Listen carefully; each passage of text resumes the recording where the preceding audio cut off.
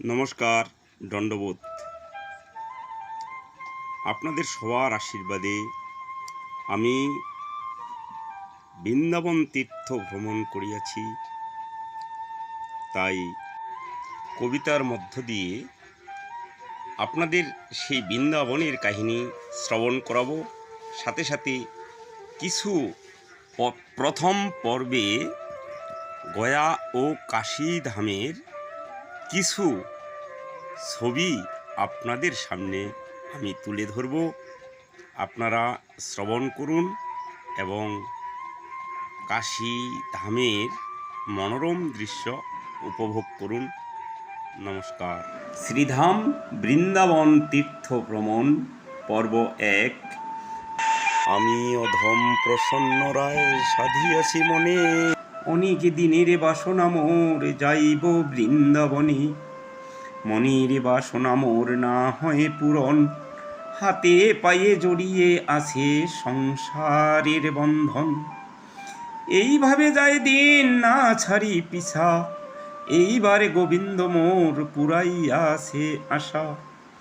8ই ফাল্গুন যাত্রা করি যাইতে বৃন্দাবন, বেলা 2টায় গাড়িতে উঠি হরষিত মন।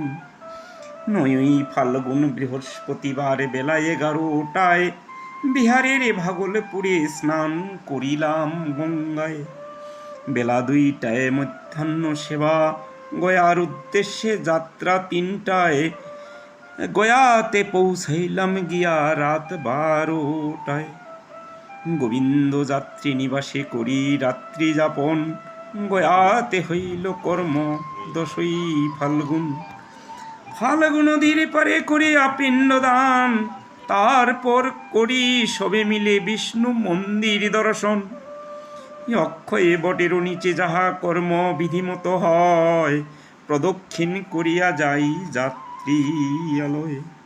সারিয়া মধ্যাহ্ন সেবা করিয়া বিশ্রাম, ঘোড়ার গাড়িতে চড়ি করিলাম শহর ভ্রমণ।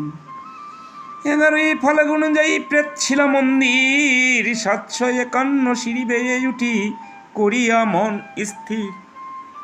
বুদ্ধ গয়ার উদ্দেশ্যে যাত্রা করিলাম এবার, দর্শন করিয়া বুদ্ধ গয়া গাড়ি ছাড়িল আবার। রাত 11টায় গৌরাঙ্গবাদী শিবশঙ্কর হোটেল পাই, ওই হোটেলে খেলাম কিছু যে যাহা পাই। 12ই ফাল্গুন সকাল 6টায় কাশীতে পৌঁছাই, প্রাত কর্ম সেরে সবে গঙ্গা স্নানে যাই। ধূপ দ্বীপ ভাসাইয়া জলে করিলাম প্রণাম, অপূর্ব গঙ্গার রূপ নয়নে হেরিলাম। লঞ্চে চড়িয়া এবার ঘুরিয়া বেড়াই, অপূর্ব 108টি ঘাট দেখিবারে পাই। মনোরম গঙ্গার দৃশ্য কি বলিব আর, তাহে আরো রামপেয়ারি পাখির ঝাঁক দেখিতে চমৎকার। একই একই ঘাটের নাম বলিতে না পারি, পারিতে আসিয়া মাঝি চাপাইল তরি। 108টি ঘাট করিয়া দর্শন, মনেতে উল্লাস ভাবি সার্থক জীবন। ভৈরবী ঘাটেতে আসি করিলাম পদার্পণ, তারপর করি গঙ্গা দেবীর পূজন। এইবার করিব পূজা শম্ভুনাথ দেবীর, কাশীতে শম্ভুনাথ পূজা কীর্তি ঈশ্বরীর।